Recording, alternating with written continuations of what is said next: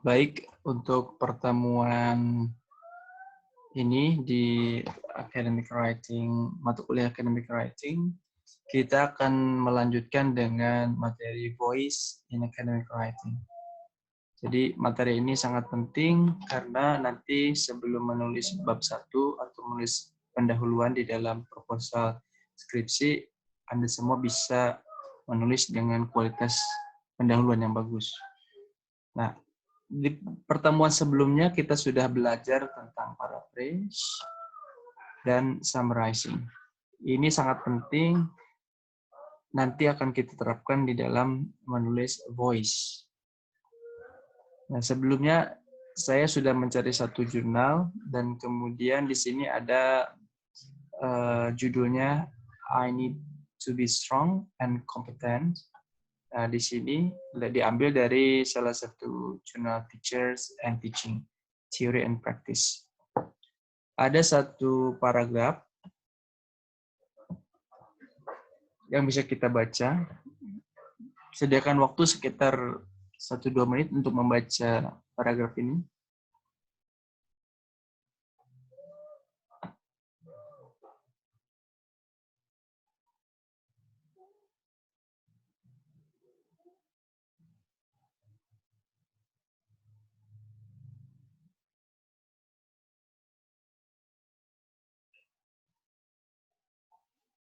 Sudah Anda membaca paragraf ini, kita akan coba bagaimana cara menulis dari sumber teks yang sudah kita baca.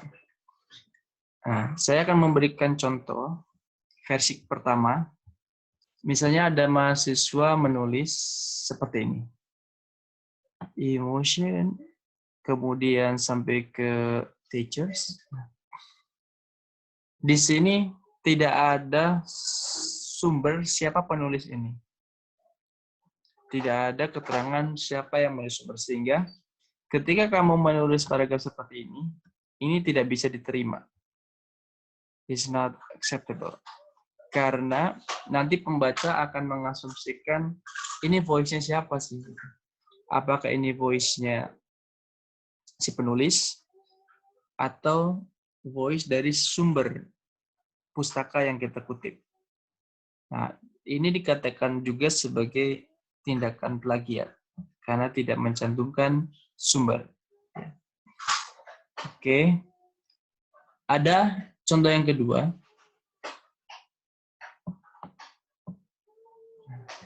Di sini mencantumkan sumber Yuan and Lee 2016 finds out. Nah, di sini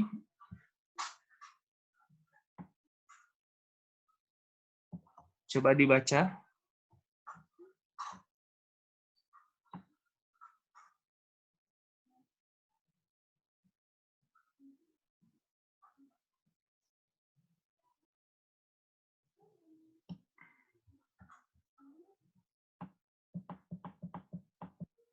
Nah, di sini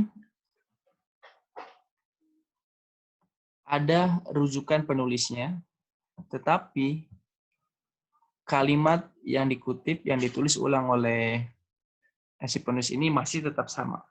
Sehingga ini tidak bisa diterima. Betul bahwa voice-nya itu dilabelkan oleh penulisnya, ini milik voice milik Yuan dan Lee, tetapi di kalimat berikutnya tidak diketahui itu memiliki voice-nya siapa. Nah, maka kita harus menunjukkan itu kalimat berikutnya milik voice siapa. Apakah Yuan and Lee itu voice-nya sampai di sini. Lalu pertanyaannya dari kalimat kedua sampai kalimat terakhir itu milik voice-nya siapa. Nah, ini juga dikategorikan sebagai tindakan plagiat. Kita beralih kepada contoh berikutnya.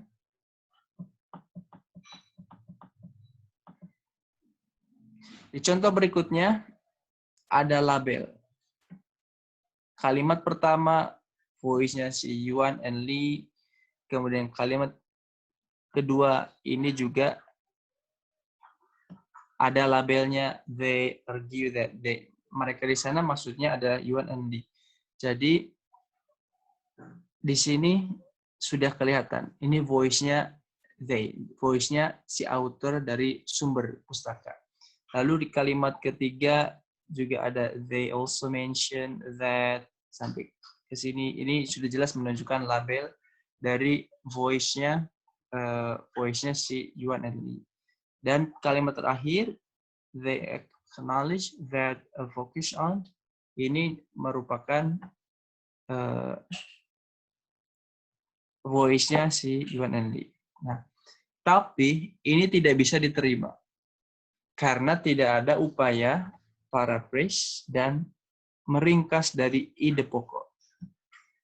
Sehingga seluruh kalimat masih murni dari sumber. Oke. Lalu bagaimana yang seharusnya? Ini yang seharusnya kita berikan contoh yang keempat. Ada contoh yang keempat. Nah, coba baca 1-2 menit terlebih dahulu.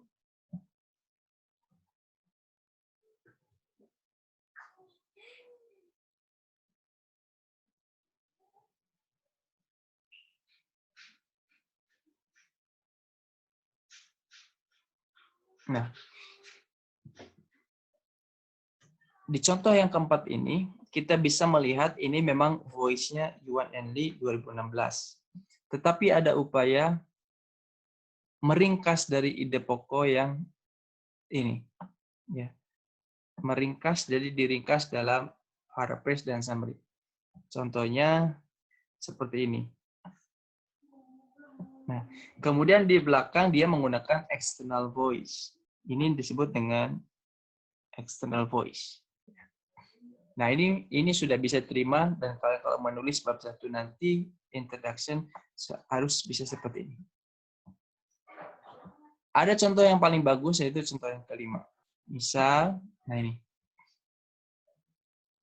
Dalam konteks pendidikan guru, aspek emosi bagi siswa itu berkontribusi terhadap pengembangan profesionalismenya.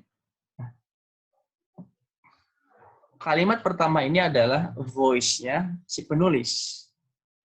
Voice si penulis ini didukung atau disupport dengan voice-nya si Yuan and Li. Nah, kemudian Yuan Li menambahkan bahwa peran emosi. Jadi, model yang kelima ini adalah model yang sangat ideal dalam menulis academic writing. Jadi mengkombinasikan antara voice kita sebagai penulis dan voice dari sumber. Oke. Dari contoh paragraf di atas, kita akan belajar bagaimana tentang voice.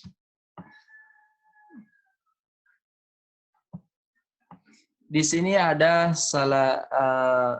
ada 4 macam voice ya. Pertama, voice writer. Kita sebagai penulis harus memiliki voice-nya dalam menulis tulisan ilmiah. Lalu ada juga voice langsung, direct voice, ada indirect voice, dan ada external voice. Ada 4 macam voice ya. Oke, kita akan belajar satu persatu. Saya sudah mengambil satu contoh jurnal yang bisa diakses. Ini judulnya sangat menarik, ditulis oleh Reni dan Hande Pujiwidodo. Kita akan melihat fokus kepada introduction, kepada pendahuluan. Lalu kita analisis, coba analisis. Ini jurnal yang kita ambil. Ya. Nah, ini pecahannya. Saya sudah pecah menjadi mana external voice, mana writer voice, mana direct voice, dan mana indirect voice. Kita akan contoh gini. In recent years, the discourse of cultural, economic, and educational globalization and internationalization have shaped changing rules of English as additional language an international language, a global language, and lingua franca. Nah, jadi ini karena si penulis menempatkan nama penulis sumbernya di belakang. Lalu dia memparaphrase dari berbagai sumber-sumber yang lain sehingga ini dikategorikan sebagai external voice. Lalu ini tidak ada labelnya sama sekali. Tidak ada orang atau penulis dari sumber pustaka yang lain dan tahunnya tidak ada. Berarti ini kita bisa mengidentifikasikan sebagai voice-nya si penulis jurnal ini. Writer voice kategorinya. Lalu kita akan melihat contoh yang di sini. Nah, ini recent years suggest writing. Nah, ini dikategorikan sebagai direct voice. Kenapa direct voice? Karena di sini ada kalimat asli yang dikutip dari sumber Choi 2016 dengan ada tandanya, tanda kutip. Ya, jadi tanda kutip 2 ini menunjukkan kalimat ini tidak dirubah sama sekali sehingga murni ini kalimat si penulis ini. Nah, bedanya apa? Bedanya kita menuliskan nama, tahun, dan juga jangan lupa kita menuliskan halaman di mana kalimat itu berada di dalam jurnal. Oke, lalu kita ke indirect voice. Nah, ini indirect voice berbeda dengan external voice. Kalau external voice itu namanya di belakang, kalau indirect voice namanya di depan. Tetapi kalimatnya itu dilakukan paraphrase dan summarizing. Ya, dilakukan paraphrase dan summarizing. Jadi dirubah. Sehingga kita mengetahui dari 4 cara kita melabelkan voice, menulis voice, itu dengan 4 cara. Kita ada external voice, ada voice kita sendiri sebagai penulis, kemudian kutipan, ada direct voice langsung, dan indirect voice. Oke. Kita langsung ke ini. Nah, ini pengertiannya bisa dibaca di materi ajar, kemudian fungsinya seperti apa, lalu ini ada summary-nya seperti apa. Nah, ini jadi kalau ini salah satu contoh melabelkan. Ada nama, ada tahun publikasi, ada halaman di mana, lalu kalimat asli, original sentence. Kalau ini merupakan indirect voice. Ya, indirect voice cukup nama, kemudian tahun publikasi, dan summary. Summary di dalam ide yang kita ambil. Kalau external voice, kita menempatkan nama, tahun publikasi, dan summary di belakang dari tulisan writer kita. Oke. Nah, kemudian kita ada latihan lagi di buku ini bisa dibaca nanti di materi ajar. Nah, ini merupakan voice-nya si penulis karena tidak ada label siapa penulis dan tahunnya. Kalau ini indirect voice, kemudian ini external voice, kemudian ini juga external voice. Kemudian kita akan kembali. Nah, saya meminta Anda semua, mahasiswa saya, untuk bisa mengerjakan 4 latihan di sini. 4 latihan. Jadi saya di sini sudah memberikan contoh. Ini ada kalimat aslinya. Kemudian ini yang nulisnya adalah Yong Chan Liu. Tahun publikasinya 2016. Lalu ada di halaman 1. Nah, kalau kita menulis direct voice, kita akan menulisnya seperti ini. Coba bisa dilihat. Kalau kita ingin menulis menjadi indirect voice, kita bisa mencontoh seperti ini. Jadi nama yang di depan, tapi dirubah kalimatnya. Di paraphrase dan di summary.